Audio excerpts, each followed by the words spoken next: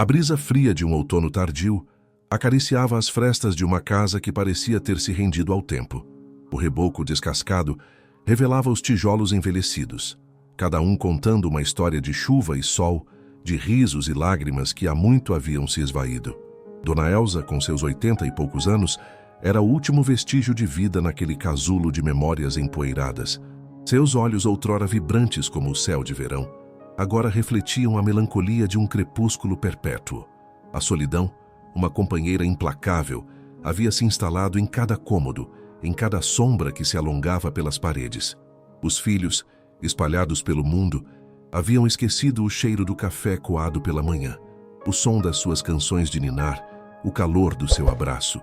A herança que deixara para eles, a casa que ela mesma construíra com suor e esperança, agora era um fardo, um lembrete constante do abandono. Seus dias eram marcados pelo lento passar das horas, pela escassez que apertava o peito e pela esperança tênue de um telefonema que nunca chegava. A dignidade, essa chama que teimava em não se apagar, era a sua única fortaleza contra o desespero que espreitava nas noites longas e silenciosas. Ela se movia com a lentidão de quem carrega o peso de um passado glorioso e um presente desolador, cada passo ecoando no vazio da casa, um lamento silencioso que a própria estrutura parecia sussurrar de volta. Sai, antes de continuar, me diz de que cidade você está assistindo essa história. Quero muito saber até onde ela está chegando. Foi nesse cenário de esquecimento e resiliência que o nome de Arthur Montenegro ecoou, não como um salvador, mas como uma força inesperada da natureza. Um empresário de sucesso, cuja fortuna era tão vasta quanto sua reputação de homem prático e, para muitos, frio. As notícias de suas doações milionárias e de seus empreendimentos filantrópicos eram comuns, mas raramente tocavam a alma de quem as ouvia. Ele era uma figura distante, um deus moderno, cujos atos de benevolência pareciam calculados, desprovidos da emoção humana que Dona Elza tanto sentia falta. A história dela, contada em um pequeno jornal local, chegou aos seus ouvidos por um acaso do destino, um daqueles encontros fortuitos que, sem aviso, desviam o curso de vidas inteiras. Não houve hesitação, nem debate interno visível. A decisão foi tomada com a mesma rapidez com que ele fechava um negócio de bilhões. Arthur Montenegro compraria a casa de Dona Elza. Não apenas compraria, mas a reformaria, a redecoraria, a transformaria em um lar digno de uma rainha esquecida. Era um gesto de generosidade monumental, um ato que prometia reescrever o final da história de uma senhora que já havia aceitado seu destino. A notícia se espalhou como fogo em palha seca, trazendo consigo um misto de admiração e ceticismo. Muitos viam o ato como mais uma jogada de marketing, uma forma de Arthur Montenegro polir sua imagem pública. Outros, os mais esperançosos, viam ali um lampejo de humanidade em um mundo cada vez mais desprovido dela. Dona Elza, inicialmente, encarou a notícia com uma mistura de incredulidade e apreensão. A ideia de ter sua casa, seu refúgio de memórias, invadida por estranhos por mais bem-intencionados que fossem, era perturbadora. Por décadas, ela havia cultivado um santuário de silêncio e solidão, um espaço onde podia revisitar o passado sem ser julgada, onde suas lágrimas podiam cair sem testemunhas. A promessa de uma casa nova, de conforto e segurança, parecia um sonho distante, quase irreal. No entanto, a fragilidade de sua situação, a iminência de um futuro ainda mais sombrio, a forçou a aceitar. A casa, outrora um símbolo de sua vida, agora representava a ponte para um amanhã incerto. A chegada das equipes de reforma foi um evento que abalou a quietude do bairro. Caminhões, arquitetos, designers, todos com um propósito definido, transformar a ruína em um palácio. Dona Elza observava de sua janela, uma figura espectral em meio à agitação, cada martelada, cada pincelada de tinta, parecendo apagar um pouco mais de sua história. Ela sentia uma estranha sensação de perda, como se, ao reformar a casa, estivessem também reescrevendo suas próprias memórias, apagando as marcas do tempo que a definiam. A promessa era de uma transformação completa, um renascimento para Dona Elza. A casa seria entregue a ela impecável, mobiliada com o que havia de melhor, um santuário de conforto e beleza. Arthur Montenegro, o benfeitor anônimo, havia estipulado que a senhora só poderia retornar ao lar após a conclusão das obras, como uma surpresa, um presente de Natal antecipado. A expectativa crescia a cada dia, alimentada pela curiosidade dos vizinhos e pela esperança renovada da própria Dona Elza. Ela se hospedou temporariamente em um pequeno apartamento alugado, um espaço limpo e funcional, mas desprovido da alma de sua antiga morada. Os dias se arrastavam, repletos de uma antecipação quase dolorosa. Ela imaginava os novos móveis, as paredes claras, a ausência de mofo e rachaduras. Sonhava com um futuro onde a preocupação com o conserto de um telhado ou a compra de um fogão não roubasse sua paz. A ideia de um lar seguro, onde pudesse finalmente descansar, era um bálsamo para sua alma cansada. Contudo, por trás da euforia, pairava uma sombra de incerteza. Seria essa casa, agora transformada pela intervenção de um estranho, realmente a sua casa? E o que a espera real dentro dela, quando as portas se abrissem, reservaria para a sua alma já tão marcada pela vida? Arthur Montenegro, em seu escritório de vidro e aço, observava as imagens da reforma em seu tablet. Cada detalhe estava sob seu controle, cada escolha de cor, cada peça de mobiliário, refletindo um padrão de excelência que ele aplicava a todos os aspectos de sua vida. Ele não buscava reconhecimento, mas a satisfação intrínseca de um trabalho bem feito, de um problema resolvido com eficiência. A história de Dona Elza o tocara não por sentimentalismo, mas pela pura injustiça da situação. Uma vida inteira de trabalho e sacrifício, culminando em abandono e privação, era para ele um desvio inaceitável na ordem natural das coisas. Ele acreditava que a prosperidade trazia consigo a responsabilidade, e Dona Elza era a personificação daquele que, tendo cumprido sua parte, merecia um final mais digno. A casa, para ele, era mais do que um bem material. Era o palco onde a vida de Dona Elza deveria ser vivida com serenidade e conforto. A surpresa era a parte essencial do plano, a cereja do bolo de um projeto meticulosamente concebido. Ele imaginava o choque nos olhos da senhora ao ver o resultado, a alegria genuína que ele esperava despertar. Mas Arthur Montenegro, o homem de negócios, raramente considerava o imprevisto, a capacidade que a vida tem de subverter até os planos mais bem elaborados. Ele não sabia que, ao comprar a casa, estava adquirindo algo muito mais complexo do que tijolos e argamassa. Estava adquirindo um portal para um mistério que nem mesmo sua vasta fortuna poderia prever. O dia da entrega chegou, um dia de sol radiante que contrastava com a expectativa silenciosa de Dona Elza. Ela foi levada até a rua de sua antiga casa, agora transformada. A fachada, antes desbotada e envelhecida, reluzia com cores vibrantes e janelas imaculadas. Um jardim florido emoldurava a entrada, um espetáculo de cores que ela não via há anos. Uma sensação de estranhamento a invadiu. Aquela casa, tão familiar em sua decadência, agora parecia um palco desconhecido. Um cenário onde ela não tinha certeza se conseguiria atuar. A porta se abriu, revelando um interior luminoso e acolhedor. Móveis elegantes, paredes adornadas com quadros modernos, um aroma suave de lavanda pairando no ar. Era inegavelmente um lar de sonho. Ela caminhou pelos cômodos com passos hesitantes, cada objeto novo, cada detalhe impecável, parecendo um convite para uma nova vida. O quarto, antes um santuário de memórias, agora era um refúgio de paz, com uma cama macia e roupas de cama que pareciam feitas de nuvens. A cozinha, um espaço que antes exigia esforço e criatividade para funcionar, agora era um centro de tecnologia e conforto, com todos os eletrodomésticos de última geração. No entanto, à medida que os dias se transformavam em semanas e Dona Elza se acomodava em seu novo ambiente, uma sensação sutil, mas persistente, começou a emergir. Era a sensação de que algo estava faltando, de que, apesar de todo o luxo e conforto, a casa guardava um segredo. Ela notava detalhes incomuns, pequenos sinais que pareciam fora de lugar, como se a reforma, por mais completa que fosse, tivesse deixado algo para trás ou talvez adicionado algo que não pertencia ali. Um rangido peculiar no assoalho do sótão, um sussurro que parecia vir das paredes em noites de vento forte, uma corrente de ar gelado que surgia em um corredor sem janelas. Eram coisas sutis, facilmente descartadas como imaginação ou o eco de uma casa nova se acomodando.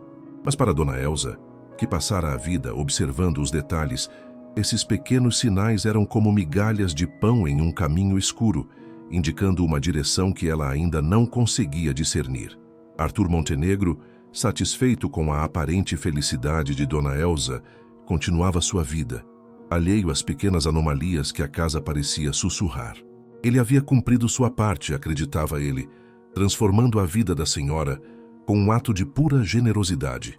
Mal sabia ele que a verdadeira jornada de Dona Elsa estava apenas começando e que o maior tesouro, ou talvez o maior desafio, não estava na casa que ele reformara, mas em algo que ela escondia em seu âmago, algo que a própria reforma, com sua atenção meticulosa aos detalhes externos, havia inadvertidamente preservado. A curiosidade de Dona Elsa, aguçada pela solidão e pela atmosfera peculiar da casa, a levou a explorar os cantos mais esquecidos de sua nova morada. O sótão, outrora um depósito de objetos sem importância, agora se tornava um foco de sua atenção. A porta, que antes estava sempre fechada, agora parecia chamá-la.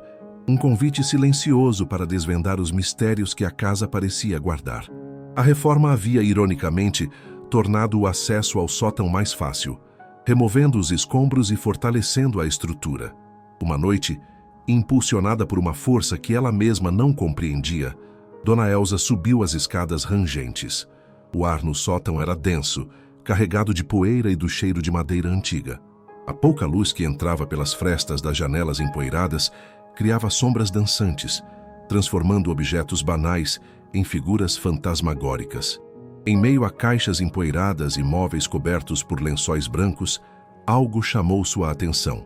Um pequeno baú de madeira escura quase escondido em um canto. Não era um móvel qualquer. Parecia ter sido deixado para trás, esquecido pela reforma e intocado pelo tempo. Com as mãos trêmulas, Dona Elsa aproximou-se do baú.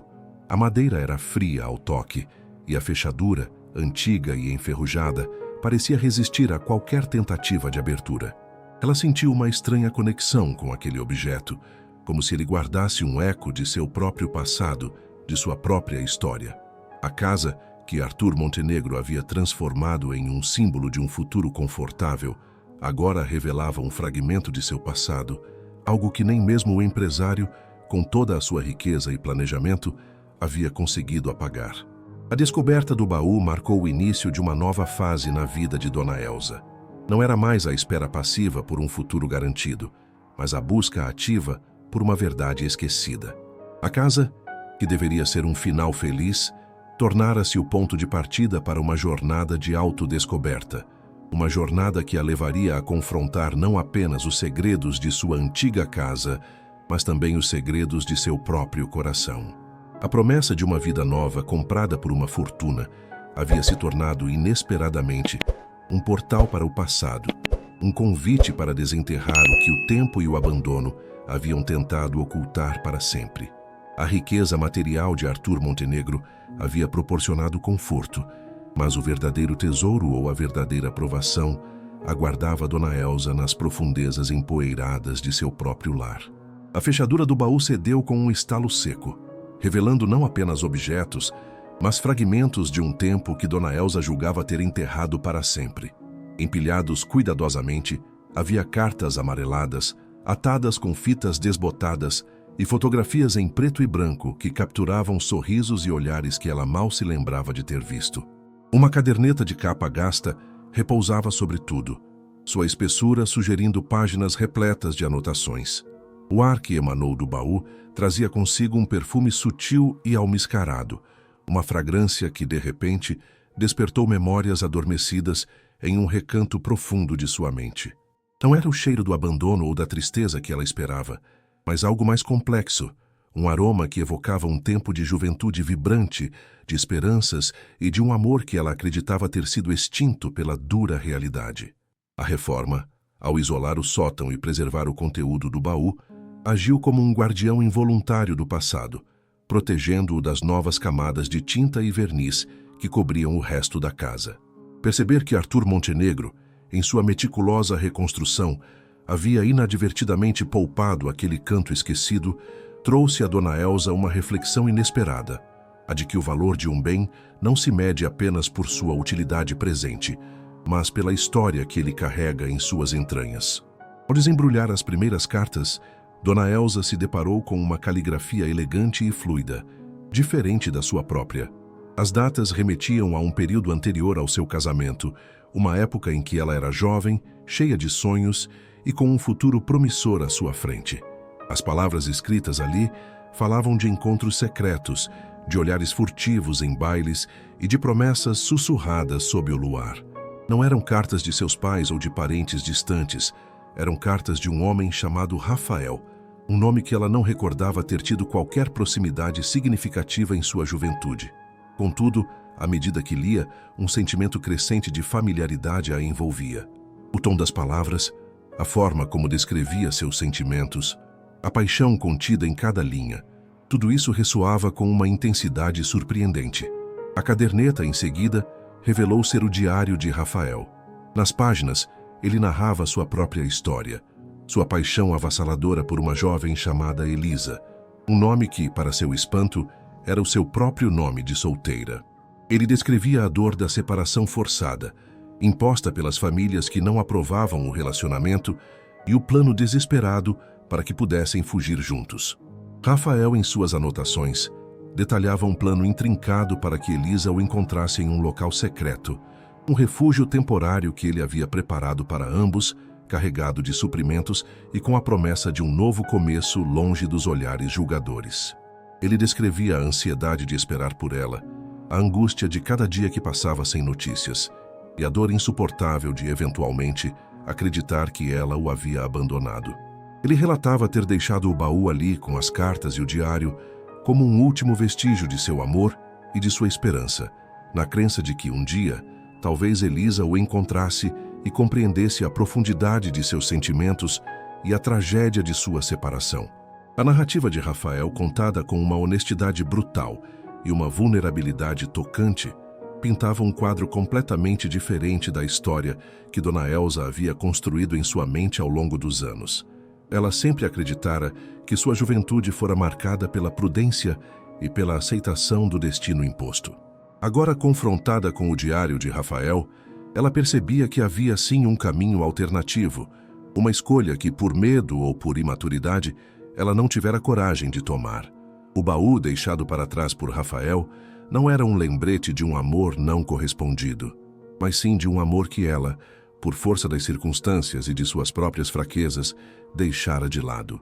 A revelação do diário de Rafael lançou uma nova luz sobre as memórias de Dona Elsa.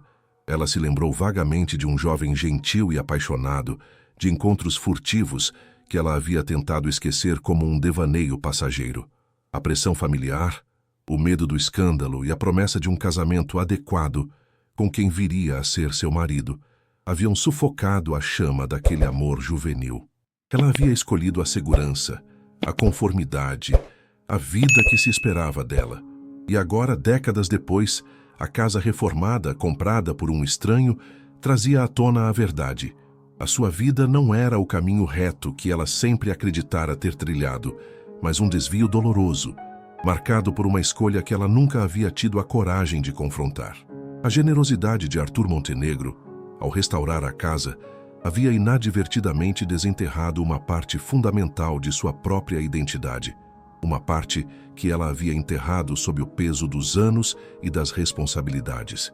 A casa, antes um símbolo de abandono e depois de um futuro confortável, transformou-se em um palco para a reconciliação com seu próprio passado. A reforma havia restaurado a estrutura física, mas era a descoberta do baú que estava restaurando a integridade de sua alma. Rafael, o jovem apaixonado, não era uma figura fantasmagórica de um amor perdido, mas um espelho que refletia a Elisa que ela havia deixado de ser. Aquele amor, que ela acreditava ter sido unilateral e esquecido, era na verdade um testemunho silencioso da paixão que um dia habitara seu coração. A dor da separação que Rafael sentiu ao pensar que ela o havia abandonado era a mesma dor que ela sentiu ao se resignar a uma vida sem o amor verdadeiro. Assim, a casa que Arthur Montenegro comprou para trazer conforto material acabou por proporcionar a Dona Elsa um tesouro muito mais valioso, a verdade sobre si mesma e a oportunidade de perdoar a jovem que um dia ela fora e que, por medo, havia deixado para trás. A generosidade de um estranho, aliada à preservação de um segredo esquecido, abriu um caminho inesperado para a cura, um caminho que a levava não para um futuro pré-determinado, mas para a compreensão profunda de seu próprio percurso de vida. A revelação dos diários de Rafael desencadeou em Dona Elsa uma avalanche de sentimentos antes reprimidos. Aquele baú, um artefato esquecido no sótão que a reforma de Arthur Montenegro deixara intocado, tornou-se o epicentro de uma profunda introspecção. Não se tratava mais de luxo ou conforto material, mas da necessidade urgente de confrontar as escolhas que moldaram sua existência. A casa, antes um símbolo de um futuro garantido pela filantropia, agora se transmutava no espelho de um passado que clamava por reconhecimento. A narrativa de Rafael, detalhando um amor jovem e promissor que ela havia abdicado por conveniência social, expunha uma fragilidade em seu caráter que ela sempre se esforçara para ocultar.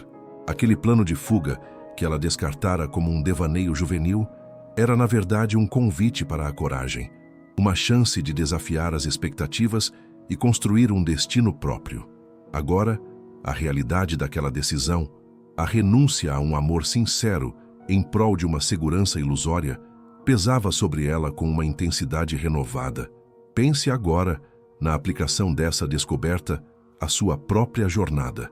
Como você lida com as casas que foram reformadas por outros, mas que em seu interior guardam segredos de caminhos não trilhados?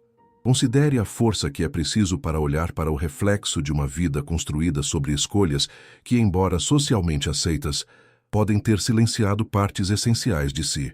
A casa de Dona Elsa, com sua fachada reluzente e interior impecável, era uma metáfora para a persona que ela apresentava ao mundo, uma fachada cuidadosamente mantida. Contudo, o sótão, com seu baú empoeirado, representava a verdade crua, os fragmentos de uma Elisa que fora deixada para trás. A reforma, ao preservar aquele espaço, permitiu que a verdade viesse à tona, desmantelando a ilusão de uma vida sem conflitos internos. Essa preservação involuntária sublinha um ponto crucial. Por mais que tentemos apagar ou reescrever nosso passado, certas verdades, como sementes adormecidas, aguardam o momento certo para germinar. Ademais, a narrativa de Rafael não era apenas um relato de amor não correspondido, mas um testemunho da coragem que ele possuía. Ele planejou uma fuga, um ato de rebeldia contra as convenções de sua época. Dona Elsa, por outro lado, sucumbiu à pressão, escolhendo o caminho mais seguro, mas em última instância o mais solitário. Essa contraposição de atitudes revela uma camada mais profunda da resiliência humana. Enquanto Arthur Montenegro representava a resiliência através da ação e da conquista material, Rafael demonstrava uma resiliência emocional ao manter viva a esperança e o amor, mesmo diante da incerteza. Dona Elsa, por sua vez, percebia agora que sua própria resiliência fora canalizada para a aceitação, para a conformidade e não para a afirmação de seus desejos mais profundos. A casa reformada, embora um gesto de generosidade, paradoxalmente, a confrontava com a falta de sua própria audácia.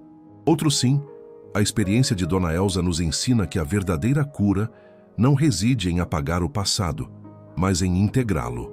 A casa de Arthur Montenegro proporcionou o palco, mas foi a descoberta do baú que permitiu a Dona Elsa um reencontro consigo mesma. Ela não podia mais se ver como a vítima passiva das circunstâncias. Precisava reconhecer seu papel ativo na construção de sua própria história. Aquele amor juvenil, que ela julgava ter sido unilateral, era na verdade um reflexo do amor que ela própria sentira e, por medo, deixara de expressar.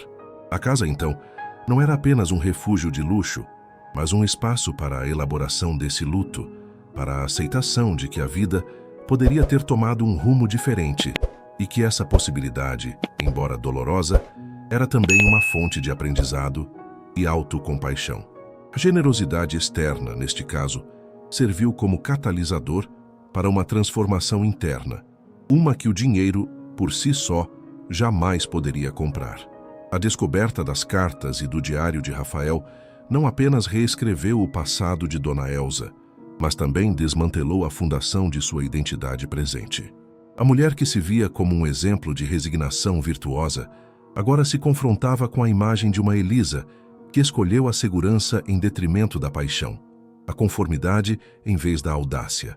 Essa dissonância cognitiva era um abismo que Arthur Montenegro, com toda a sua generosidade material, não poderia preencher. A casa reformada, com sua impecabilidade externa, tornava ainda mais pungente a ausência de uma verdadeira reconstrução interna. Era como admirar uma joia perfeita, sem saber que sua gema mais preciosa havia sido substituída por uma imitação barata. Aquele baú, preservado por um acaso da reforma, tornou-se a âncora que a puxava para as profundezas de sua própria história, forçando-a a encarar a verdade sobre as renúncias que a definiram. Ademais, a narrativa de Rafael revelava um tipo diferente de resiliência, uma que não se manifestava na capacidade de suportar as adversidades com estoicismo, mas na força de manter viva a chama do amor e da esperança contra todas as probabilidades. Ele mesmo, acreditando ter sido abandonado, deixou um legado de afeto e um plano que, embora não concretizado, demonstrava uma fé inabalável no futuro a dois. Em contraste, a resiliência de Dona Elsa, até então, fora uma ferramenta de adaptação às circunstâncias impostas, uma aceitação passiva do destino. Agora, ela percebia que a verdadeira força não residia em suportar, mas em agir, em lutar pelos próprios anseios, mesmo quando o mundo parecia